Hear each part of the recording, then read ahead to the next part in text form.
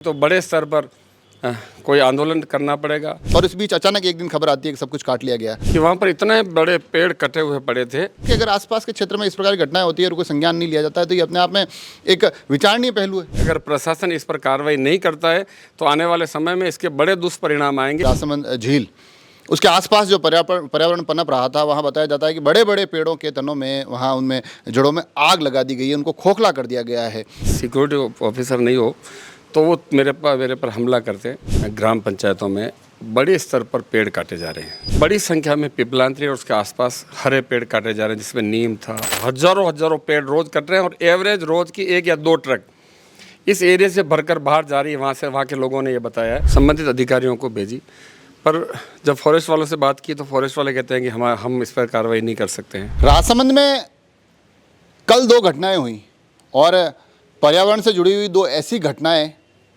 जिनको पढ़कर यकीनन आप परेशान हो सकते हैं। आपके मन के भीतर कहीं ना कहीं एक पीड़ा पनप सकती है। एक घटनाक्रम होता है ग्रामीण अंचल में, जहां पर बागोटा क्षेत्र के बारे में बताया जा रहा है कि वहां पर आसपास की तमाम पंचायतों से पेड़ों को काटकर, हरे भरे पेड़ों को काटकर इकट्ठा किया जा रहा था और उनको वहां से आगे भेजने की तैयारी चल रही थी। दूसरा एक जो पूरा प्रकरण निकल कर आता है वो राजसमंद जिला मुख्यालय पर, राजसमंद की सबसे ऐतिहासिक नौचौकी झील में इरिगेशन क्षेत्र के किनारे पर पेड़ों के जड़ों से, तनों से उनको जलाकर खत्म करने की ऐसा लग रहा था कि षड्यंत्र पूर्वक कुछ प्रक्रिया चल रही हो। जो पहला प्रकरण मैंने आपको बताया है वो पूरा घटनाक्रम होता है। उस घटनाक्रम को रोकने के लिए तुरंत प्रभाव से जैसे ही जानकारी मिलती है, हमारे राजसमंद की शान पद्मश्री श्याम सुंदर पालीवाल पहुंचते हैं। वहाँ वो जाते हैं, उस काम को रुकवाते हैं, प्रशासन को सूचना देते हैं और त्वरित प्रभाव से ये सुनिश्चित किया जाता है कि ये घटनाएं रुके, दोषियों को सजा मिले। दोनों ही घटनाक्रम पर हम बात करेंगे। अभी हमारे साथ श्याम सुंदर जी भाई साहब मौजूद है। सबसे पहले तो कल आपका फ़ोन आता है, एक आपका वीडियो भी जारी किया है आपने कि इस प्रकार की एक गिरोह, माफिया, मतलब पर्यावरण के विरुद्ध जो माफिया काम कर रहा है, आपने सालों अपना पूरा जीवन पर्यावरण को दे दिया। क्या कुछ घटनाक्रम रहा? पिछले कुछ महीनों से राजसमंद के आसपास ग्राम पंचायतों में बड़े स्तर पर पेड़ काटे जा रहे हैं। मैंने मीडिया के माध्यम से भी पढ़ा है, देखा है उसको। और पिपलांतरी के आसपास एक ऐसा गिरोह तैयार हुआ है जो पहले क्वार्ट्ज फेल्डस्पार की अवैध खनन करता था, फिर रेत का खनन करना शुरू किया, फिर पेड़ों की कटाई शुरू की।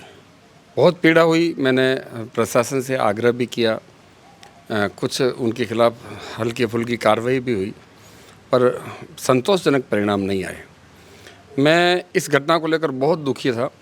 इसी बीच में बड़ी संख्या में पिपलांतरी और उसके आसपास हरे पेड़ काटे जा रहे हैं, जिसमें नीम था।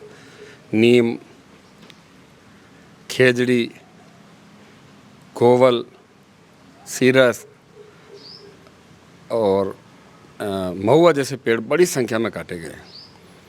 ये दिन रात 4-4, 5-5 मशीनें चलती है, 10-15 लेबर लगती है और गांव का कोई भी व्यक्ति वहाँ जाता है तो हमने तो ख़रीदा है या ये लकड़ी काटने की परमिशन है।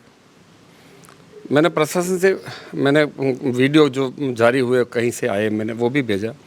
फिर जी न्यूज़ वाले आए तो जी न्यूज़ पर वो खबर चली, वो भी मैंने प्रशासन को भेजी, सभी संबंधित अधिकारियों को भेजी।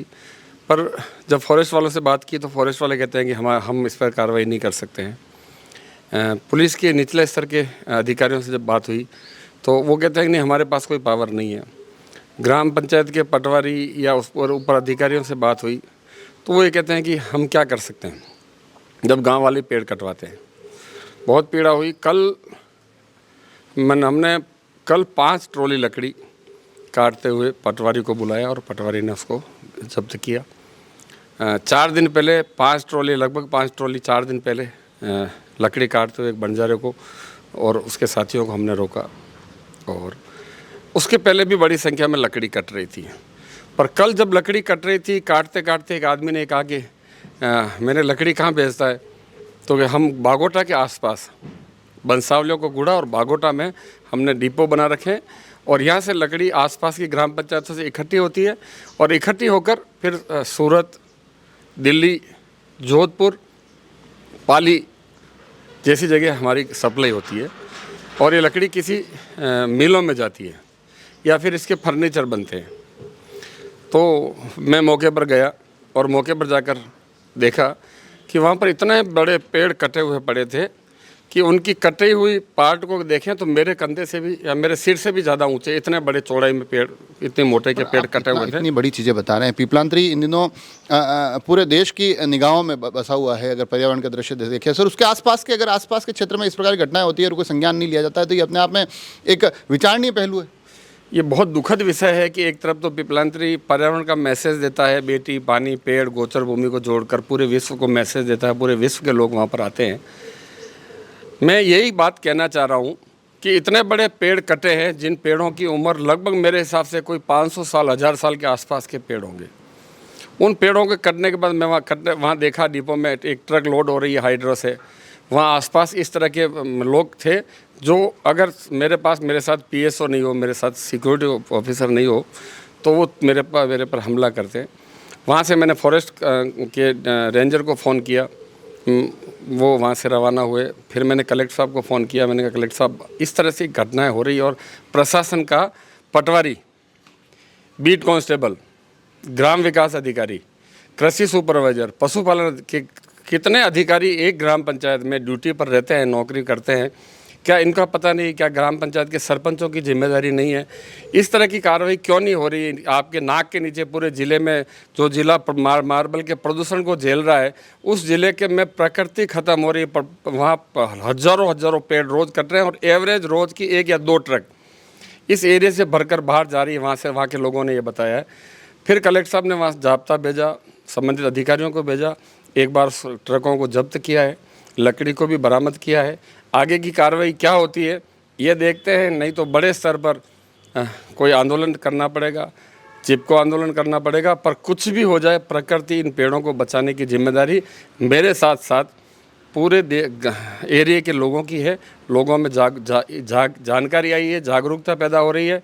किसी भी कीमत पर पेड़ नहीं कटे, ये मैं मीडिया और आप लोगों से भी सबसे आग्रह करता हूं कि ऐसे मामले को आपने लगातार लोगों के सामने लाने का काम किया है। ये जो मामला आप बता रहे हैं, इसके साथ साथ आज के अखबारों की अगर आपने खबर पढ़ी हो तो एक खबर राजसमंद जिला मुख्यालय से निकल कर आ रही है, जो मैं मानता हूँ कि दुनिया की सबसे खूबसूरत झील है राजसमंद झील। उसके आसपास जो पर्यावरण पनप रहा था, वहाँ बताया जाता है कि बड़े बड़े पेड़ों के तनों में, वहाँ उनमें जड़ों में आग लगा दी गई है, उनको खोखला कर दिया गया है। ये चीज़ें किस प्रकार से, ये ऐसा नहीं लगता है कि बिल्कुल एक सुनियोजित षड्यंत्र के तहत हो रही है? क्या जहाँ से पेड़ कटे हैं वहाँ चौकीदार रहा होगा, सिंचाई विभाग के अधिकारी रहे होंगे, लोगों का आना जाना रहा होगा। इसके बाद भी इतनी बड़ी संख्या में इतने बड़े पेड़ काटे जाते हैं। इसका सीधा सा मैसेज ये जाता है कि इन अपराधियों में सरकार का, प्रशासन का कोई डर नहीं है और ये कब इस तरह की हरकतें करते आए। अगर प्रशासन इस पर कार्रवाई नहीं करता है तो आने वाले समय में इसके बड़े दुष्परिणाम आएंगे। इसके लिए हम सब लोग गंभीर हैं, चिंतित हैं और ये पूरे राजसमंद जिले के लिए चिंतन करने का विषय है। एक तरफ तो आखिरी सवाल की, एक तरफ तो आप वहाँ पर्यावरण को लेकर मुहिम चलाते हैं। राजसमंद में अलग अलग अवसर पर, चाहे प्रशासन हो चाहे अलग अलग संगठनों द्वारा पर्यावरण की मुहिम चलाई जाती है। एजुकेशन का जिक्र आ रहा है तो वहाँ पर तो विशुद्ध रूप से एक मॉर्निंग क्लब बना हुआ है, जिन्होंने एक बिल्कुल ऐसा एक संघर्ष छेड़ दिया है कि इसको पाल को हमको हरा भरा करना है। ये सभी लोग इतने धरातल पर जाकर संघर्ष करते हैं, इतनी कोशिश करते हैं, अपने आप को झोंक देते हैं और इस बीच अचानक एक दिन खबर आती है कि सब कुछ काट लिया गया। साहब ये बहुत, मैं ये कह रहा हूँ कि बहुत दुखद विषय है। मैंने जब कल वो पेड़ काटते हुए देखे तो मेरी आंखों में से इतना दर्द मुझे हुआ है कि जैसे परिवार के किसी व्यक्ति को खोया हो, जो हज़ारों साल पुराने पेड़ एक झटके में काट दिए और उसके बाद भी किसी को कोई खौफ नहीं, कोई डर नहीं।